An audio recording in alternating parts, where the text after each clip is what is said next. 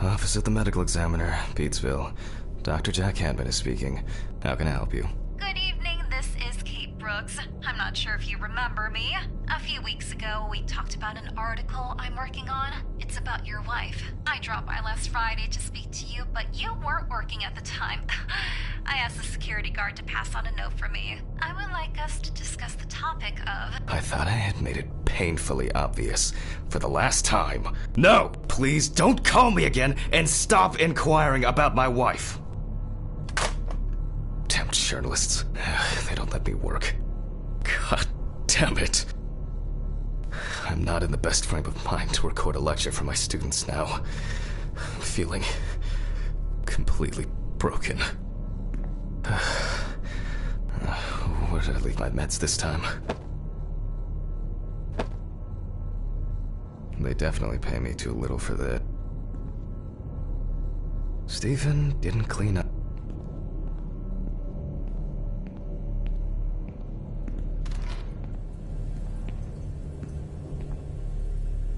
Okay.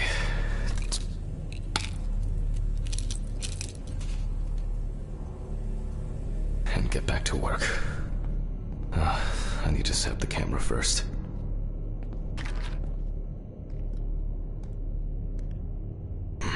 Now remember, Jack, don't forget to hit the record button this time.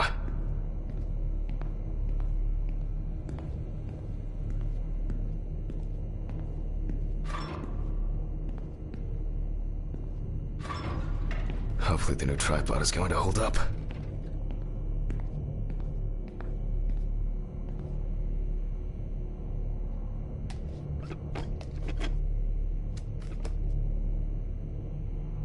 Now, I just have to get everything in frame. This should be fine. November, recording for medical students from this autopsy is conducted. Hello, everyone. Welcome to the autopsy room. Today, you will have the dubious pleasure of following a full autopsy, step by step. For those of you who have already performed your first autopsy, this will refresh your basic knowledge. In turn, for those whose knowledge is only, let's start.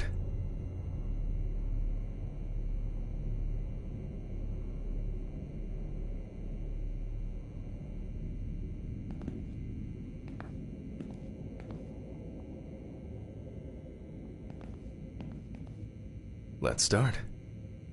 Always wear an apron, mask, and gloves. Goggles are a must when the job is... And in case of sharp, it's true that you may end up with diarrhea.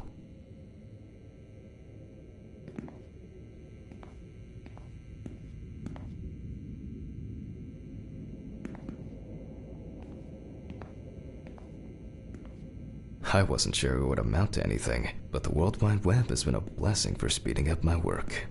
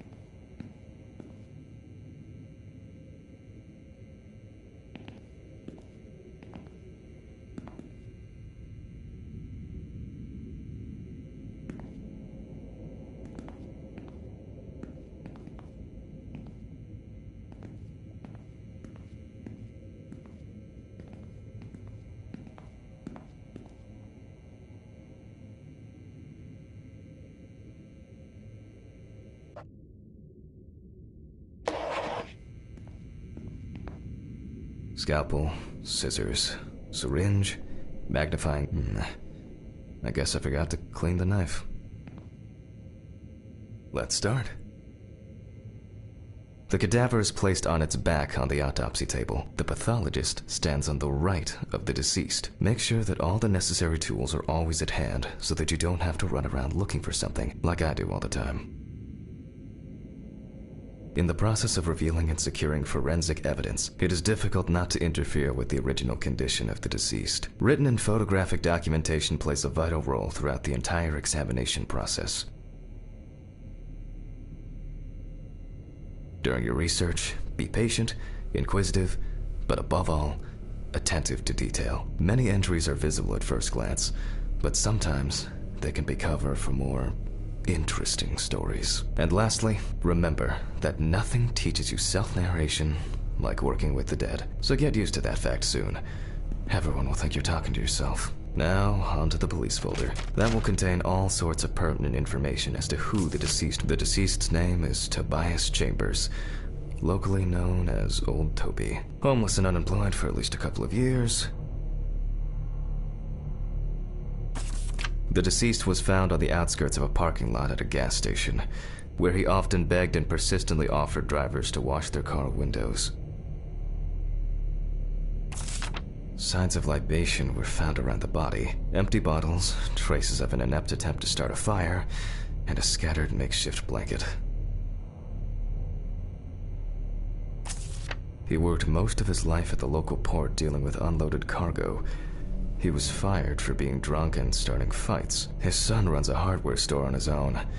His wife left. The body was noticed by a station employee during the morning shift. Initially, he thought that someone had thrown some booze. That's it.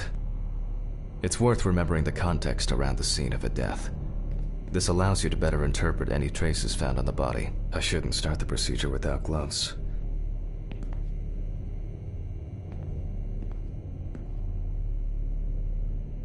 Now it's our turn to take some pictures for our files. If I can just remember where I left the camera.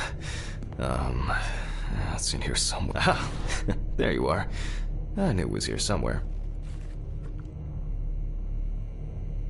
As I mentioned at the beginning, before we begin the internal examination, we need to document the cadaver and the condition it arrived in. We begin with a full body photo. Try and stick to the top-down rule, but this is not always possible. Let's keep in mind it's all about the legibility, not the perfect frame.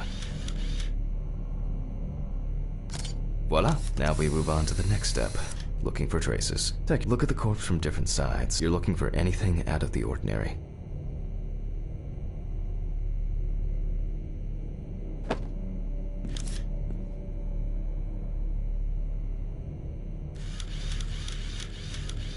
That's something interesting.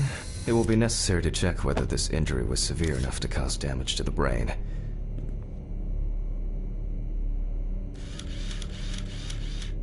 Hardened hands, worn out by physical work, and frostbite.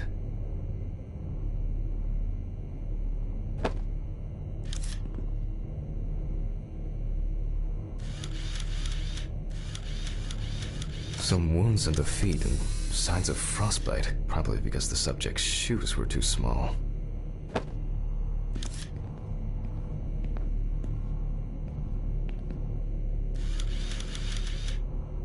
A poorly healed wound. Looks old. I'll take a closer look later. In a moment, we will check which of our initial observations will be worthy of further consideration. But before we get to that, I need to write down some basic data.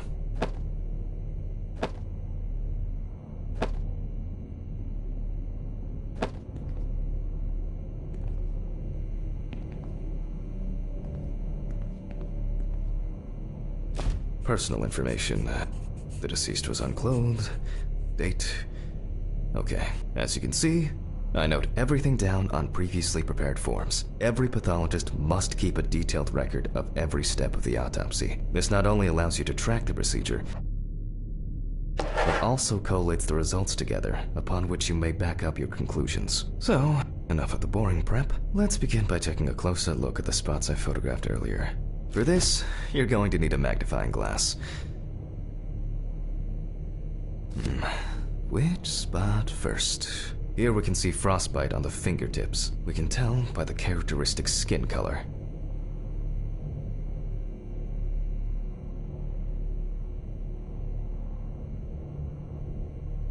It looks like a burn mark. No doubt painful, but it's not pertinent for this case.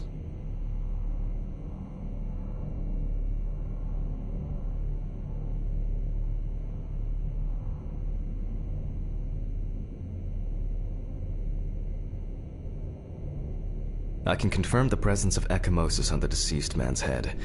The appearance indicates the intravital nature of the wound. Add alcohol, which I can clearly smell, and this was an accident.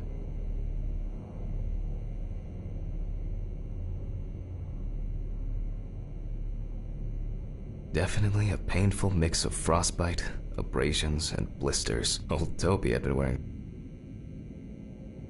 So far, there are a lot of... Let's go back to our notes.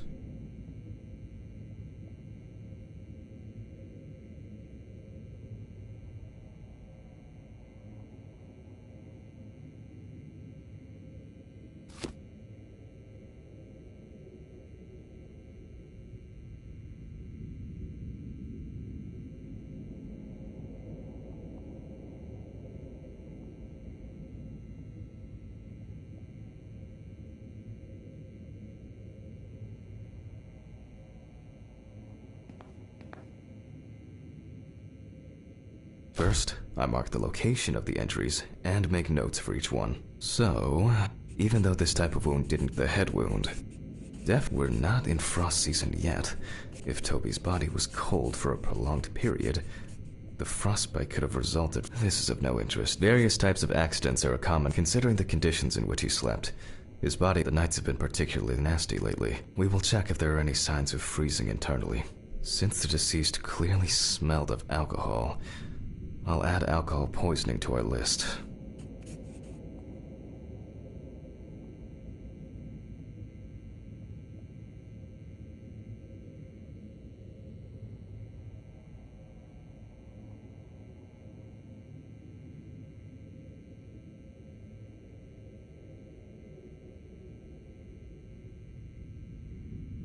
We still have one thing left from the basics: rigor mortis. Well, we take our deceased by the hand, gradually we raise it,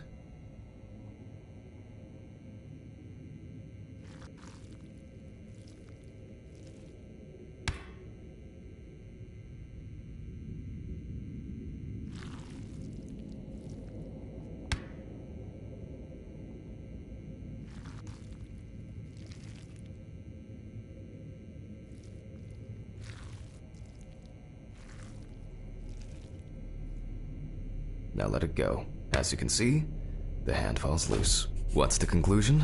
Death must have occurred more than 72 hours ago. The police information appears correct.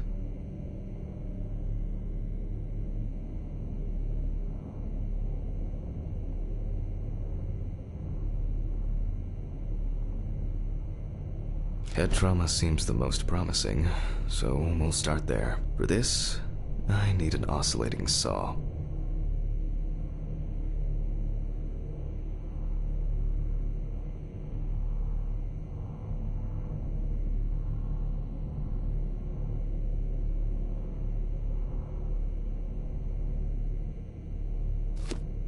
The cut is made from ear to ear.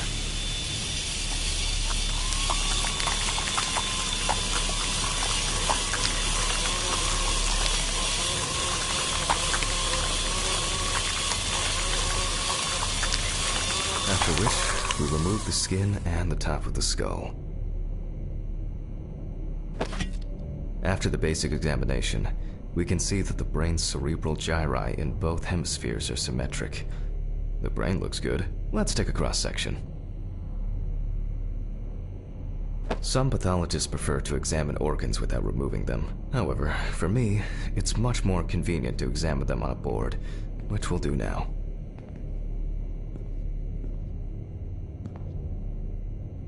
Holding a long, narrow blade knife in the dominant hand, we slowly cut the cranial nerves on both sides, all the time pulling the brain towards us.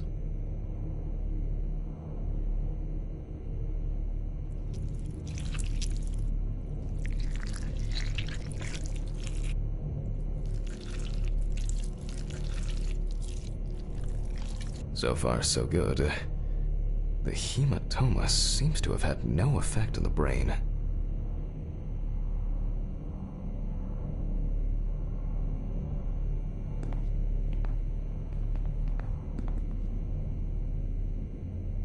We can rule the fatal accident out as well.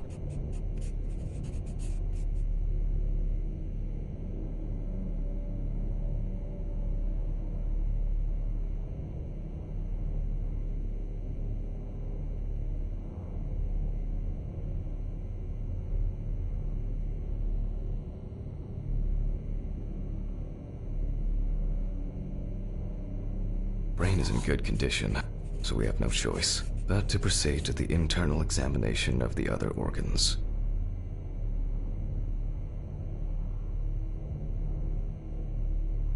I grab a scalpel from my kit. The incision should be in the shape of a letter Y. We use a deep cut to reach all the way to the ribs and to penetrate the abdominal wall.